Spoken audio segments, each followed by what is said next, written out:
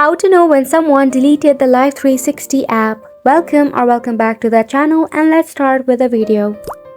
For this, Life360 will not directly notify you if someone deletes the application.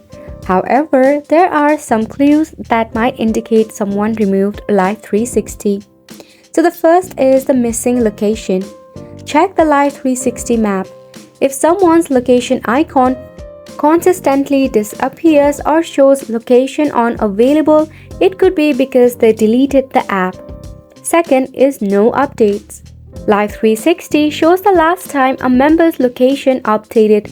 If this time remains stagnant for a long period, especially when they usually move around, it might suggest a deleted app.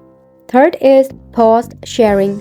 Life360 allows temporary location sharing pauses. However, if someone frequently pauses location sharing or it stays paused for an unusual duration, it could be a sign that they have deleted the application. You can just directly communicate with the person to ask whether or not they have signed out of the Life360 as well. And that is all for this video as well. We hope that you found this video informative and helpful to you.